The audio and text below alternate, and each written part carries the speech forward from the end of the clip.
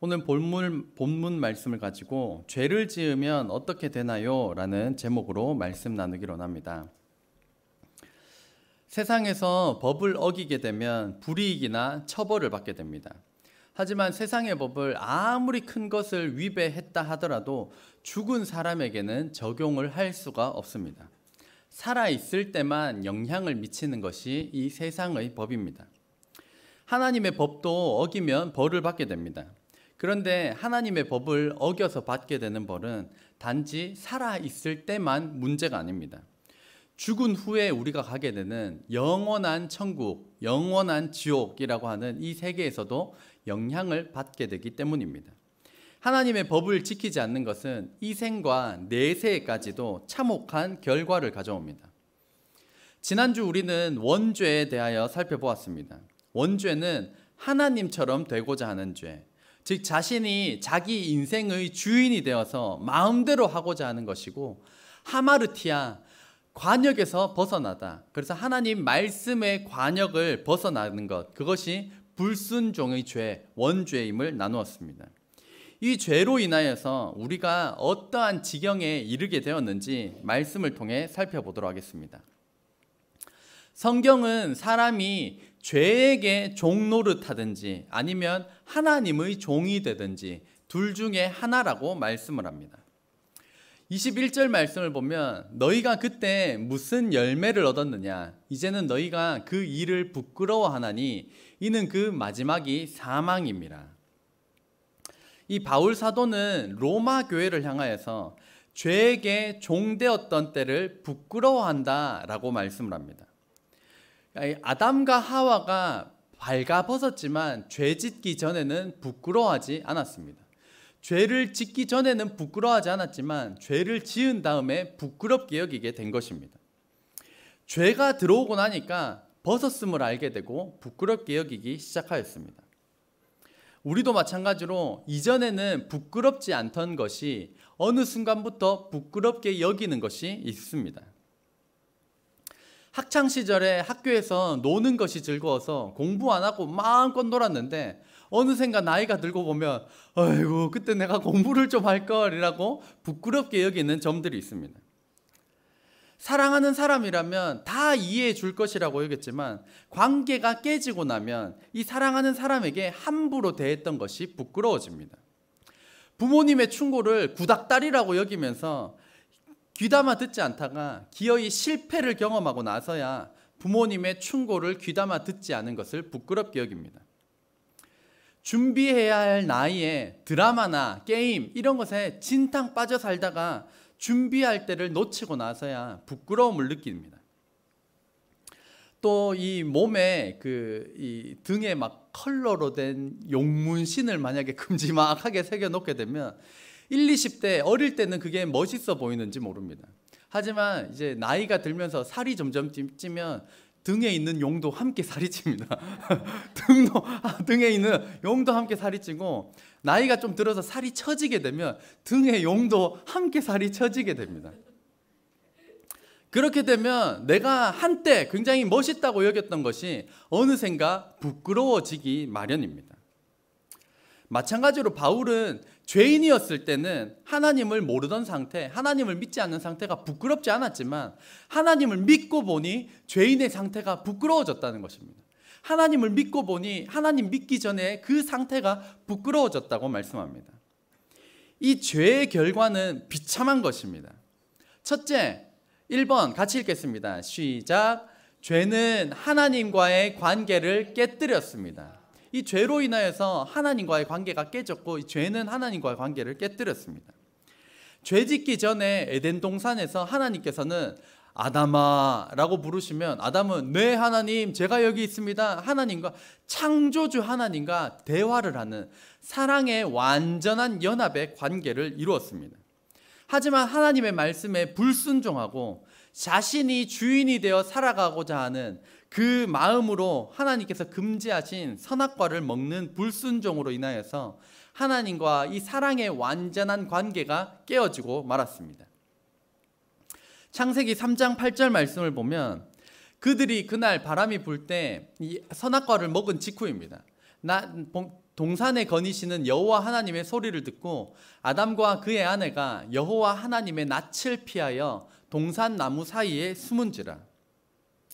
원래는 하나님께서 아담아 그러면 네 하나님 여기 있습니다 라고 대답했지만, 지금은 하나님께서 오시는 것만 알고도 지금 부끄러워서, 이 죄를 짓고 나니까 하나님과의 관계가 깨지고 나니까 부끄러워서 숨게 되었다는 것입니다. 죄는 하나님과의 완전한 연합을 깨뜨렸습니다.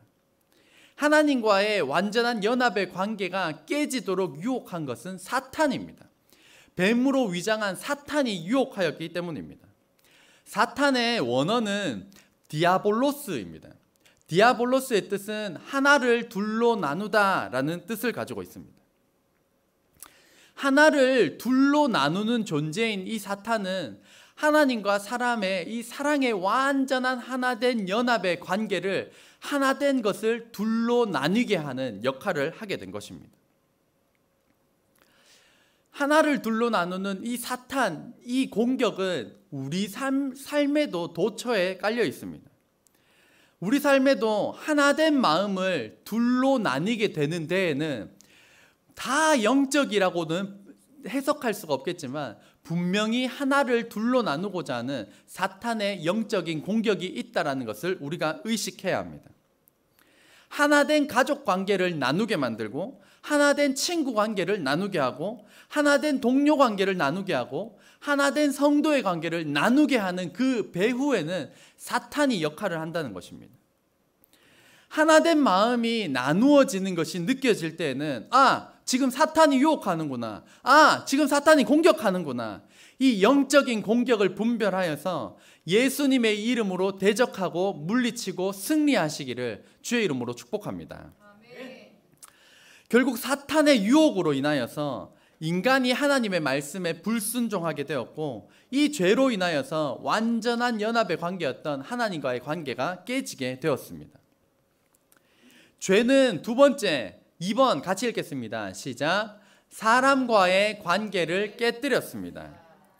하나님께서 아담을 찾아오셔서 어디 있느냐 라고 물으실 때 아담은 제가 두려워서 숨었습니다 라고 대답했습니다.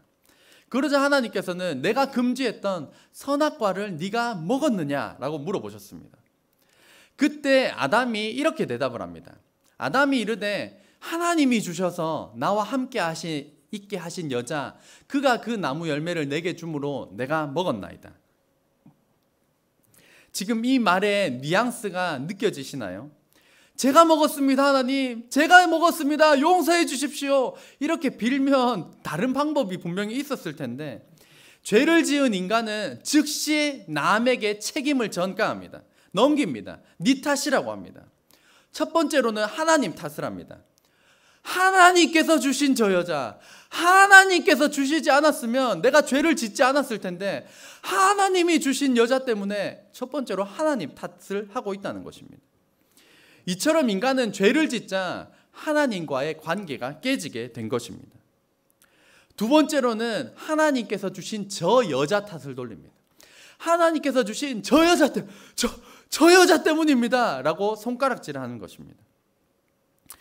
자기 탓이 아니라 여자 때문이라는 것입니다. 이 여자는, 아담이 가리키는 이 여자는 하와입니다. 아담이 너무나도 사랑하는 여자 하와입니다. 아담이 죄 짓는 사건이 일어나기 전에 아담이 하와에게 이렇게 고백하였습니다. 아담이 이르되 이는 내 뼈 중에 뼈요 살 중에 살이라, 이것을 남자에게서 취하였은즉 여자라 부르리라 하니라. 하나님께서 아담을 깊이 잠들게 하신 후에 갈빗대를 취하셔서 여자를 만드셨기 때문에 아담은 이 여자를 보자마자 내 뼈 중에 뼈, 내 살 중에 살, 이거는 내 몸과 같다, 내 몸과 같이 사랑한 존재, 너무나도 소중한 존재, 사랑하는 존재다 라고 고백한 여자였습니다. 이렇게 아름답고 멋지게 사랑 고백한 이 여자에게 아담은 죄를 짓고 나자 저 여자, 하나님이 주신 저 여자 때문입니다 라고 책임을 전가하고 있습니다. 그렇다면 하와는 어떻습니까?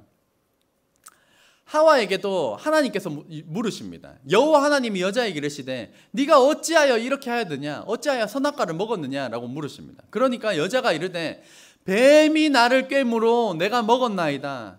하와도 마찬가지로 죄송합니다, 잘못했습니다 하면 되는데 뱀이 나를 깨웠기 때문에 먹었습니다 라고 책임 전가를 하고 있다는 것입니다.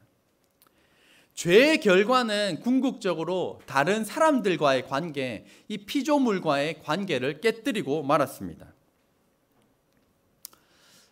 불과 며칠 전인 7월 15일 토요일 새벽 3시 6분 119 구급센터에 한 통의 신고 전화가 걸려왔습니다. 다급하게 도움을 요청하는 30대 남성의 목소리. 그는 자신이 차에 짐을 가지러 다녀온 사이 아내가 바다에 떠내려갔다고 말했습니다. 사고가 발생한 장소는 인천 중구 잠진도. 현장에 출동한 해경과 119 구급대는 바다에 빠진 아내를 구조해 병원으로 옮겼지만 의식과 호흡을 되찾지 못하고 끝내 숨졌습니다. 그런데 숨진 아내의 머리와 몸에서 멍자국과 혈흔, 이런 외상 흔적이 발견되었습니다. 경찰이 주변 CCTV를 확인하고 휴대전화 디지털 포렌식 작업을 해본 결과 범행 정황이 더욱 뚜렷해졌습니다. CCTV에는 남편이 주변에 있던 돌을 바다에 빠진 아내의 머리 부위에 여러 차례 던지는 모습이 담겼습니다. 경찰이 증거를 제시하고 나서야 남편은 혐의를 인정했습니다. 아내와 불화가 지속돼 더는 함께 살기 힘들다고 생각해 범행을 저질렀다는 것입니다. 그는 캠핑과 낚시를 하자고 아내를 설득해 자신의 차량에 태운 뒤에 바다로 가 범행을 저질렀습니다. 이 아내가 바다에 빠져 허우적거리면서 죽음의 문턱에서 마지막으로 본 삶의 장면은 자신이 사랑해서 결혼한 남편이 물에 빠져 죽어가고 있는 자신의 머리를 향하여, 얼굴을 향하여서 돌을 던지는 것을 마지막으로 눈을 감고 말았습니다. 인간의 잔인성 너무 무섭습니다. 이 모든 것은 죄 때문입니다. 죄로 인하여 시작되었습니다. 죄는 하나님과의 관계를 깨뜨렸고 나아가 피조물인 사람들과의 관계를 깨뜨렸고 그 죄로 인하여서 사랑하는 배우자까지도 죽이는 죄로 나타났습니다. 세 번째, 죄의 결과 3번 같이 읽겠습니다. 시작. 죄로 인해 사람은 지옥불에 떨어지게 되었습니다. 로마서 6장 23절 말씀 같이 읽겠습니다. 시작. 죄의 삭은 사망이요 하나님의 은사는 그리스도 예수 우리 주 안에 있는 영생이니라. 아멘. 여기에서 지금 삭이라고 하는 것은 영어로는 wage라고 해서 월급, 소득을 의미합니다. 그러니까 이 죄에 대한 소득을 아무도 받길 원하진 않겠지만 죄에 대한 소득이 바로 사망, 즉 지옥이라고 성경은 말씀하고 있습니다. 하지만 예수님을 믿는 사람은 예수님께서 우리 모든 사람의 죄의 문제를 대신 해결해 주심으로 하나님의 은사를 주신다고 말씀하십니다. 여기서 은사는 선물입니다. 그래서 하나님께서 예수님을 믿는 자에게 주시는 선물은 영생, 영원한 천국이라고 말씀하십니다. 영원한 천국이 예수님을 믿는 바로 저와 여러분에게 주시는 하나님의 선물임을 믿으시기를 주의 이름으로 축복합니다. 한번 큰 소리로 아멘 합시다. 그렇다면 구원받은 사람과 구원받지 못한 사람은 어떤 차이가 있을까요? 로마서 6장 22절 말씀을 보면 그러나 이제는 너희가 죄로부터 해방되고 하나님께 종이 되어 거룩함에 이르는 열매를 맺었으니 그 마지막은 영생이라. 말씀에 보면 이 구원받지 못한 이 사람은 죄의 종이 되어서 죄에게 종노릇하는 인생입니다. 구원받지 못한 사람은 죄에게 종노릇하는 인생입니다. 하지만 구원받은 사람은 죄로부터 해방되어서 하나님께 종이 된다. 하나님의 종이 되어서 어떤 열매를 맺습니까? 거룩함에 이르는 열매를 맺는 것이 구원받은 자의 삶이다 라고 말씀합니다. 그러니까 구원받기 전과 구원받기 이후의 삶이 다르다고 말씀합니다. 다시 한 번 더요. 구원받기 전과 구원받은 이후의 삶이 전적으로 다르다, 달라야 한다, 그것이 믿는 자의 삶이다 라고 말씀하고 있다는 것입니다.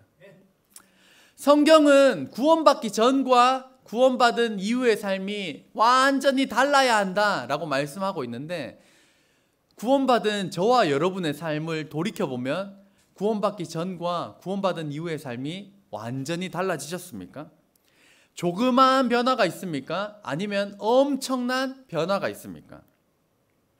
만약 우리가 구원받기 전이나 구원받은 이후의 삶이 비슷하다면 자신에게 질문을 던져보아야 합니다. 나는 정말로 예수님을 믿고 있나? 나는 정말로 구원받은 사람이 맞는가? 질문을 던져보아야 합니다.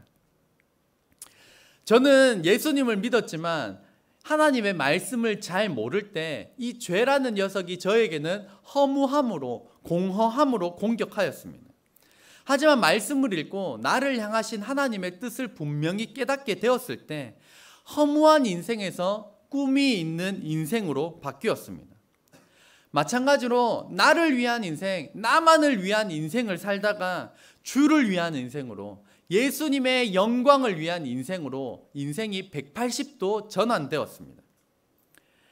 게임, 게으름, 여러 가지 죄에 빠져 살던 제가 하나님의 영광을 위하여 살아가는 인생으로 탈바꿈되었습니다.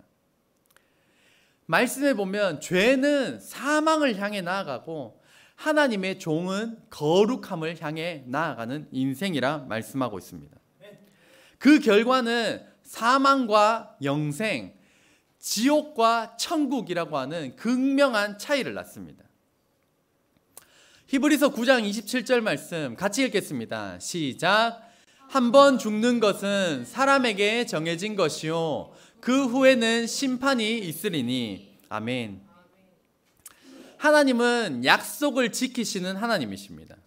하나님은 약속대로 하나님의 아들을 이 땅에 보내셨고, 약속대로 고통당하시고, 약속대로 십자가에 달려 돌아가시고, 약속대로 부활하셨습니다.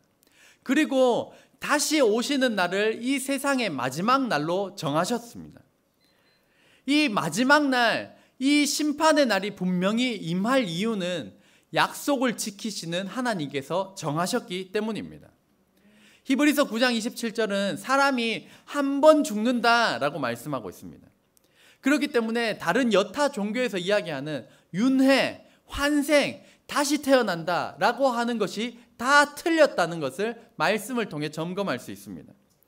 성경은 우리가 이 땅에 한 번 딱 태어나고 한 번 딱 죽는 것으로 하나님께서 정하셨다라고 말씀하시고, 그 후에는 심판이 있다라고 말씀하십니다.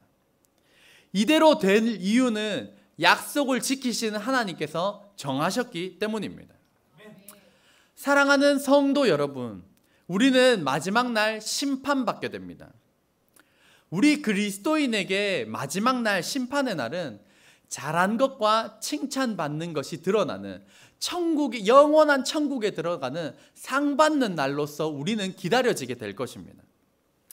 하지만 우리가 아무리 사랑하는 사람이라 할지라도 예수님을 믿지 않으면 그 마지막 날은 우리가 사랑하는 사람이 영원한 지옥 불구덩이에 떨어지는 심판받는 것을 바라보는, 보아야 하는, 돌이킬 수 없는 아픔의 날이 될 것입니다. 요한계시록 20장 15절 말씀 같이 읽겠습니다. 시작. 누구든지 생명책에 기록되지 못한 자는 불못에 던져지더라. 아멘. 하나님의 생명책에 이름이 기록된 자는 영원한 천국에 들어갈 수 있음을, 바로 저와 여러분의 이름이 생명책에 기록되었음을 믿으시는 저와 여러분 되시기를 주의 이름으로 축복합니다. 또한 이 말씀처럼 우리가 사랑하는 사람들의 이름이 이 하나님의 생명책에 기록되도록 그들을 위해서 기도하고 눈물로 기도하고 죄인된 내가 예수님을 믿음으로 구원받았다라고 하는 이 복음, 이 말씀을 부지런히 전하고 말씀의 씨앗을 뿌림으로써 우리 모두 다 함께 천국에서 만나는 사랑하는 저와 여러분, 성도님, 성도님들 가족 되시기를 주의 이름으로 축원합니다. 기도하겠습니다.